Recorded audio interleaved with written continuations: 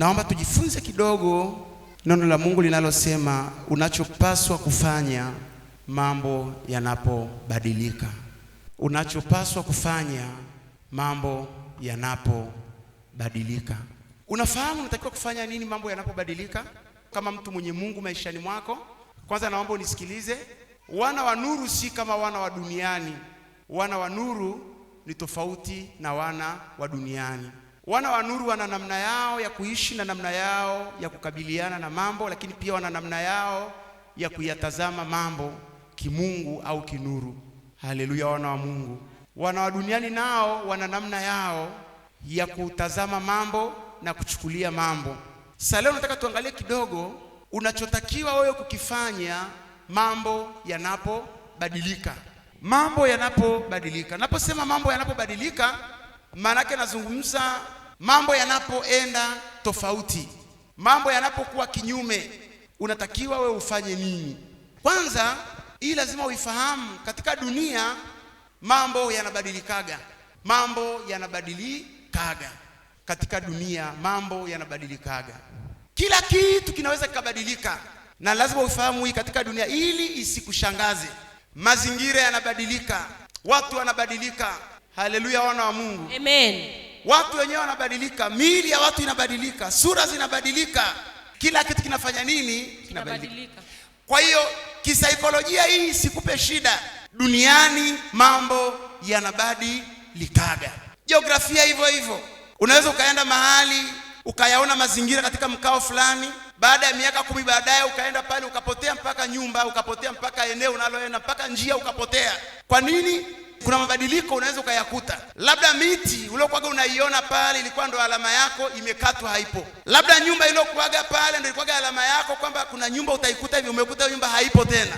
Labda kuna gorofa sasa imejengwa pale. Haleluya, wana wa Mungu. Amen. Wakati mwingine hata mto uliokuepo unauona ukogo pale, unakuta huo mto umekaukaga, haupo. Mazingira yanabadilika. Watu nao wanabadilika. Kisikushangaze, kisaikolojia hiyo lazima uijue. Halo? Amen. Halo? Amen. Sura inabadilika, watu wanabadilika, hata ufahamu wakati mwingine unafanya nini? Unabadilika. Kila kitu kinaweza kubadilika. Paulo anasema nilipokuwepo mtoto niliwaza kama mtoto, nilipokuwepo mtu mzima nawaza pia tofauti, nimebadilisha mambo ya kitoto. Hata fahamu zinaweza zikabadilika. Haleluya, wana wa Mungu. Amen. Lakini wakati mwingine hata mioyo inaweza kubadilika. Kwa mfano, kuna mtu alikuwa anapenda sana kitu fulani zamani, lakini siku hizi hapendi tena hicho kitu. Hamjui kuona hiyo? Ipo. Mtu alikuwa anapenda sana maziwa, lakini baadaye hapendi tena. Mmewahi kuona hata mavazi? Unamwangalia huyu mama hasa ana miaka 60 au 70 anavaa madira tu siku zote. Lakini ukichukua albamu yake ukaangalia picha za ujana wake unasema hivi ndio wewe? Yaani alikuwa anapenda nguo za aina fulani, lakini leo hataki hata kuziona. Moyo wake, desire yake inabadilika. Vitu vinabadilika. Haleluya, wana wa Mungu. Amen. Mungu peke yake ndiye ambaye habadiliki. Amen. Glory to his name forever. Amen. Kwa hiyo jambo la kwanza naomba nikuwekee msingi huo kwamba kisaikolojia katika ufahamu wako usifanye kosa la kufikiri mambo yatakuwa vile vile milele. Ukifanya kosa hilo, pindi ukweli huu utakapotimia kwenye baadhi ya mambo maishani mwako, bila shaka utaumia sana. Lakini kama utauelewa ukweli huu na ukaelewa hivyo na ukajiandaa hivyo kisaikolojia, siku ukweli huu wa mambo kubadilika utakapotokea, wala haitakusumbua kabisa, maana ni kitu ulikuwa unakijua. Haleluya, wana wa Mungu. Amen. Glory to his name forever. Amen. Glory to his name forever. Amen. Okay, sasa kama watu tuliookoka tunafanya nini mambo yanapobadilika? Katika maisha yetu mambo yanapobadilika, au wakati mwingine hata adui anapojaribu kubadilisha baadhi ya mambo. Kuna mambo mengine yanaweza kubadilika yenyewe, wakati mwingine shetani anaweza kujaribu kubadilisha baadhi ya mambo ili kutimiza hoja yake au azma yake katika maisha ya watu wa Mungu. Haleluya, wana wa Mungu. Amen. Biblia inatoa mwongozo. Jambo la kwanza, mambo yanapobadilika unatakiwa kufanya nini? Zaburi 46 mstari ule wa 2. 1 to go. Kwa hiyo hatutaogopa ijapobadilika nchi, ijapotetemeka milima moyoni mwa bahari. Maji yake yajapovuma na kuumuka, ijapopepesuka milima kwa kiburi chake. Haleluya, wana wa Mungu. Amen. Kama kama umeokoka na una roho ya Bwana, jambo la kwanza unatakiwa kulifanya mambo yanapobadilika, usiogope. Kuna watu mambo yanapobadilika wanapata pressure ya kibinadamu, au wakati mwingine wanapata mshtuko ndani yao. Mambo yanapobadilika wanahamaki, wanapata tabu ndani yao. Maanake walikuwepo hawatambui kwamba mambo yanaweza kubadilika. Lakini sasa unapomaliza kujua ukweli kwamba mambo yanaweza kubadilika, jambo la kwanza katika maisha yako, jambo lolote linapotokea limebadilika, hakikisha usiingize hofu. Usiingize hofu. Mambo yanapobadilika, jambo la kwanza, usikubali wala usiruhusu hofu ikaingia ndani yako. Zaburi 46 inasema, kwa hiyo hatutaogopa ijapo badilika nchi. Hatutaogopa ijapo badilika nchi. Anaposema nchi, maana yake mazingira, lakini wakati mwingine pia maisha yanapobadilika. Mambo yanapobadilika sio wakati wa kuogopa. Mambo yanapobadilika, hofu haitakiwi ingie ndani. Kwa nini? Kwa sababu ndani tayari yuko Mungu ambaye habadiliki. Glory to his name forever. Amen. Nimekwambia jambo la kwanza ni nini? Mambo yanapobadilika, nisiogope. Usiogope. Kwa nini usiogope? Usiogope kwa sababu katika mabadiliko hayo unayoyaona, Mungu naye ana uwezo wa kufanya mabadiliko kwa upande wa ubora. Kuna watu mambo yanapobadilika wanakuwa na hofu kubwa, wanapata shida ndani yao, wanaona kama na agenda za Mungu zimebadilika. La hasha, Mungu habadiliki na mazingira. Yesu Kristo ni yeye yule jana, leo na hata milele yote. Yesu Kristo ni yeye yule jana, leo na hata milele. Mambo yanapobadilika, usiogope. Ndugu anaweza kubadilika, usiogope. Uchumi wako unaweza kubadilika, usiogope. Marafiki wanaweza kubadilika, usiogope. Sana sana tuwaangalie, waambie na wewe fulani, nenda Mungu akutangulie. Lakini ndani yako usiogope. Hata watu ambao kuwatarajia wanapobadilika, usiingize hamaki wala usishangae.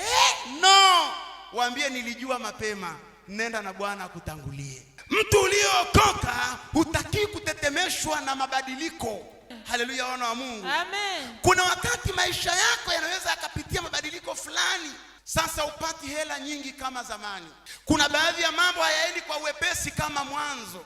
Kuna mambo yanakusumbua, lakini mwanzoni yalikuwepo hayakusumbui, na ukweli kutarajia kwamba siku moja haya mambo yanaweza yakawa hivyo. Nataka nikwambie kwamba usiogope. Mungu atakapoona umesimama imara katika mabadiliko hayo, Bwana atafanya kitu cha kitofauti kwa ajili yako. Amen. Haleluya, wana wa Mungu. Amen. Hofu ya mabadiliko. Wakati mwingine mabadiliko ya watu, kuna watu ambao unawategemea wataendelea kuwa hivyo hivyo milele jinsi walivyo. Usifanye kosa hilo. Watu wanabadilikaga, wateja wanabadilika.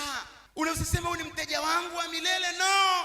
Usije ukashangaa kuna siku anaruka duka lako, anaruka biashara yako, anaenda mahali pengine.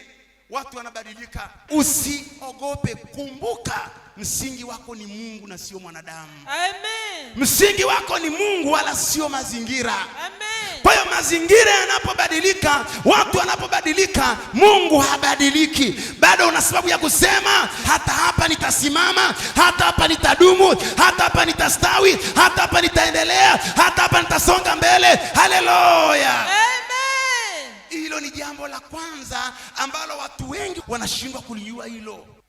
Kama umeokoka, kila baya lina neema yake. Mwambie mwenzako kila baya lina neema yake. Kila baya lina neema yake. Kila baya lina nini? Neema yake. Kila baya lina nini? Neema yake. Kwa hiyo kwenye baya lolote unalokutana nalo, usione hilo baya limefanikiwa. Kwa maana tunaambiwa shukuruni kwa kila jambo. Mungu ambaye unageuza huzuni kuwa furaha, unageuza hasara. Zaburi 46, ijapo badilika nchi, hatutaogopa. Hatutaogopa. Hatutaogopa. Maana neema ya Bwana haibadiliki, mkono wa Bwana haubadiliki, njia za Bwana hazibadiliki. Haleluya. Amen. Tena mambo yanapobadilika yanapobadilika, ingia kwenye maombi, tafuta na sadaka, mwambie Bwana nashukuru kwa sababu umeona sasa ni kipindi kipya naingia, majira mapya naingia, ndio maana umefunga mlango huu kupisha mlango mwingine, umefunga njia hii kupisha njia nyingine. Bwana niko tayari sasa, nifungue macho, amen, nipe maarifa, nipe hekima, nipe ujasiri, niweze kuona utukufu mwingine. Haleluya, amen. Mambo yanapobadilika usiogope, usiogope. Uchumi unadorora, usiogope. Watu walikuahidi wamebadilika, usiogope. Yuko mwingine atafanya, yuko mwingine atatenda. Nisikilize nikwambie, wana wa Mungu, Mungu ni Mungu wa mahesabu makali sana. Hawezi kukuacha angani udondoke na hajaandaa kitu cha kukudaka. Haiwezekani. Hawezi kukuachia hewani udondoke na hajaandaa. Sikiliza, ukiona umeachiwa angani udondoke, kuna mkono kwenye anga fulani unakusubiri ukupokee. Haleluya, amen.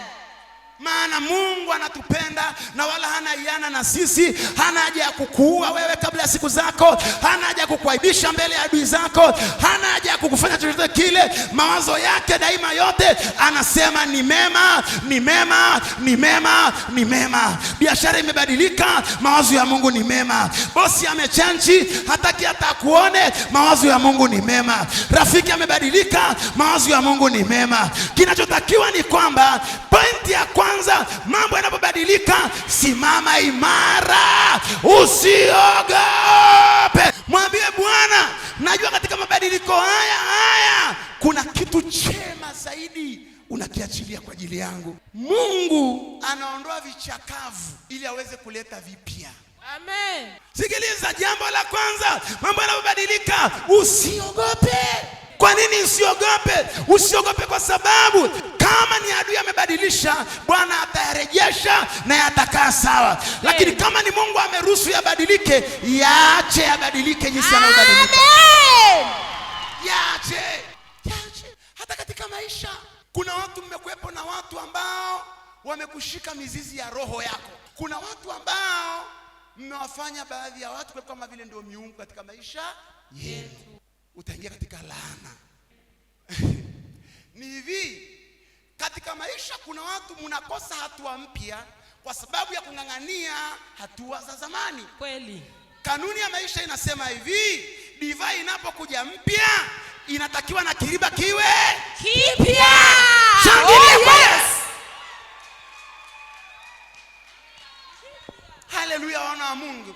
Kuna baadhi ya watu katika maisha yako wanapojaribu kujitikisa ili uanguke, waambie nitasimama hata bila wewe. Nitasimama kwa msaada wa Bwana. Nitauza kwa msaada wa Bwana. Nitaendesha biashara kwa msaada wa Bwana. Nitamtumikia Mungu kwa msaada wa Bwana. Nitaendelea kuwa power kwa msaada wa Bwana. Hii lazima uweze kuelewa. Pointi ya kwanza, mambo yanapobadilika usiogope. Zaburi 46 mstari ule wa 2, kwa hiyo hatutaogopa ijapobadilika nchi, hatutaogopa ijapobadilika nchi. Mwambie Bwana asante, labda muda wangu umekwisha hapa, ninachoamini ya kwamba kuna ngazi unanipeleka, kuna hatua unanipeleka, kuna kiwango unanipeleka. Mwambie Bwana nipe neema, nifungue macho, niweze kuona ng'ambo ya pili. Jambo la kwanza, yapobadilika nchi, mabadiliko yanapotokea usifanye nini? Kuna wakati ndugu wanaweza kubadilika. Ndugu wa damu. Unaweza kusema haiwezi kutokea, tumeshibana sana. Wewe ni bora kuliko Yusufu? Hapana. Yaani kuna wakati uwape mapesa, uwe mzuri kiasi gani, lakini my friend ikiruhusiwa. Chukua ule mfano wa Bwana Yesu. Yesu alijaribu kuwaonyesha wale watu show zote za nini? Za nguvu ya nani? Ya Mungu. Show zote.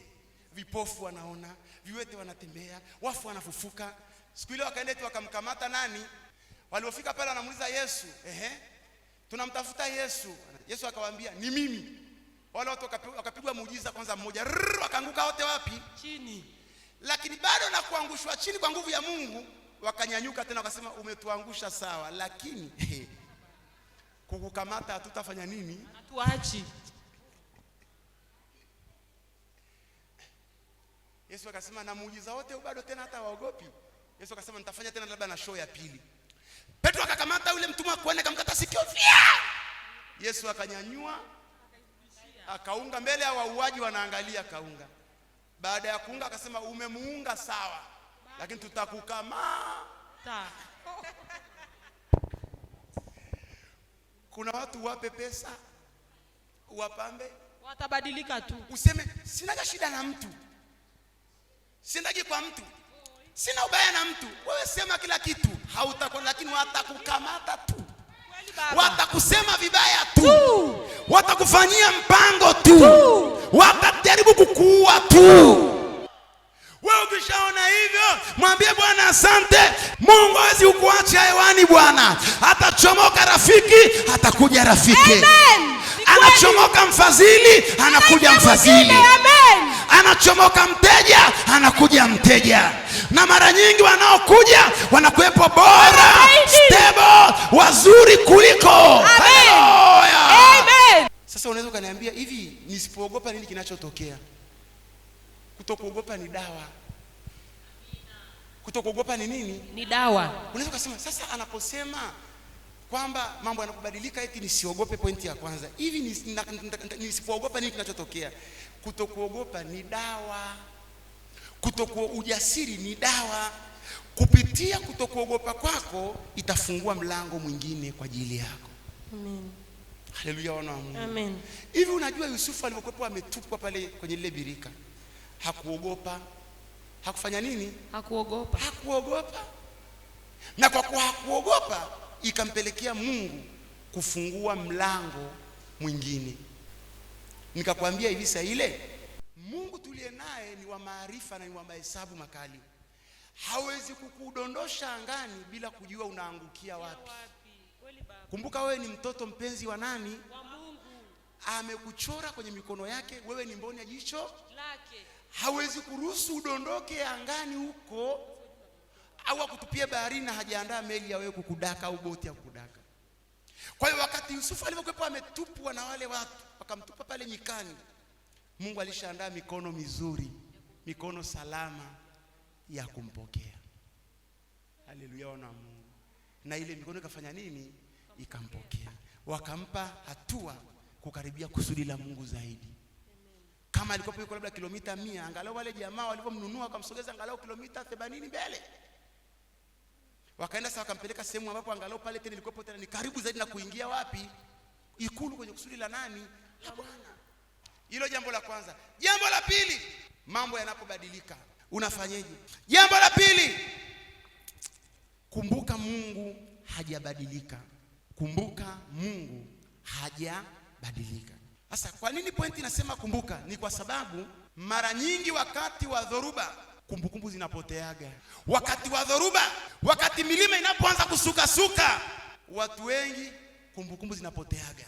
Watu wanasahau kwamba kuna siku Mungu alishawahi kuwaponya, kuna siku Mungu alishawahi kuwasaidia. Watu wanasahau. Wakati wa utulivu ndio unaweza kukaa na diary ukakumbuka vitu vingi. Lakini nikwambia kwamba wakati wa tafurani usipokaa sawa sawa, na kama huja qualify kwenye pointi ya kwanza ya kutokuogopa, kuna vitu lazima utafanya nini? Utavisahau. Pointi inakutaka kumbuka Mungu hajabadilika. Nikupe mfano huu.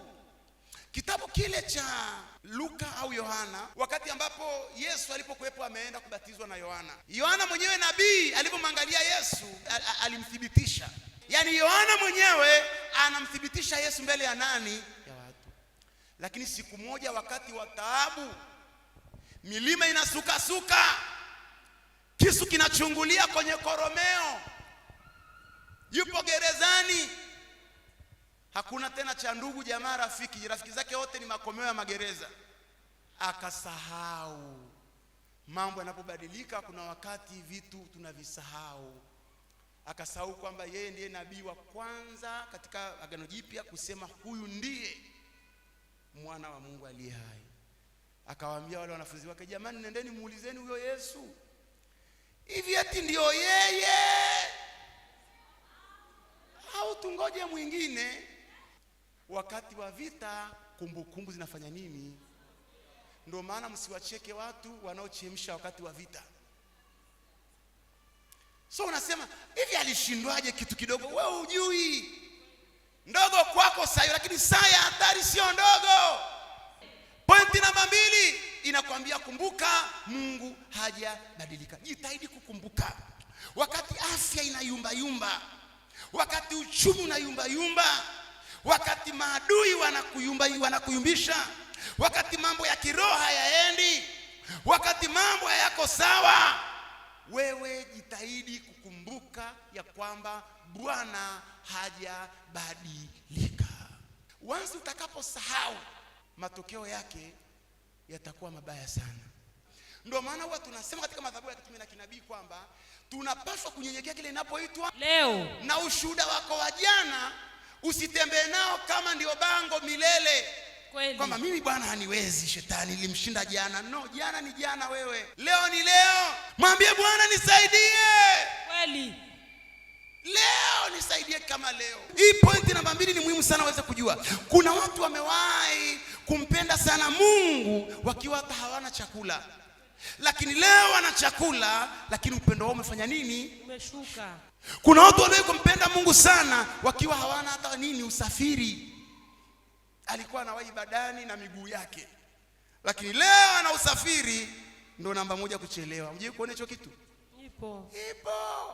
Akiwa kijana hajaoa, dhambi fulani aliishinda, leo yuko kwenye ndoa, ile dhambi inamshinda. Ni kitu cha ajabu ujue. Maana inatakiwa kwamba maisha yako yaendane na hatua Mungu aliyofanya nini? Aliyokuweka. Kama kwa miguu nilipokuwepo sina hata baiskeli, naweza kuja kanisani saa 3 kamili. Leo nina gari na kuja saa 12. Lakini sasa jaribu kuangalia, utaona hii. Sasa katika misukosuko jaribu kukumbuka ya kwamba Mungu hajabadilika. Hajabadilika. Okay. Maisha yake yalishabadilika, sivyo au ndivyo? Si ilikuwa hivyo Yohana Ndio. Alikuwa yuko uraiani, anaenda anapotaka, anatembelewa na anapotaka na anayemtaka na kadhalika, si hivyo Lakini sade ghafla mazingira kafanya nini? Kabadilika. Hawezi kwenda popote tena, hawezi kuwa huru wala hawezi kutembelea, yani whatever ikawa ilivyokuwepo. Okay, sawa, mazingira yalibadilika, lakini alisahau kwamba mazingira yamebadilika ndio, lakini Mungu hajafanya nini? Hajabadilika. Akaanza kupata shida, akawaza hivi labda sio Yesu yule. Na ndio maana hata leo kuna watu unaweza kusikiliza maombi yao, saa nyingine wanapoomba wanaanza kama vile kumuuliza Mungu nini? Maswali. Yes, si wewe uliyenionyesha. My God, ni yeye huyo. Kumbuka hiyo na uishikilie. Lakini je, ni wangapi leo wanaweza kukumbuka hivyo? Ni wachache. Yani kuna watu kabisa unaona maisha yao, yani utafikiri Mungu hajawahi kusema nao, hawajawahi kumuona Mungu, Mungu hajawahi kuwatendea chochote kile, wala hajawahi kutokewa na Mungu. Na kumbe ni watu tu wazuri wenye siri nyingi za ufalme, wana mambo mengi mazito ya kimungu. Simamia hayo na utamuona Bwana. Amen. Mambo yanapobadilika, kumbuka Mungu hajafanya nini? Hajafanya nini? Hajabadilika. Hajabadilika. Pointi hizi 2 zishike sana, zitakusaidia.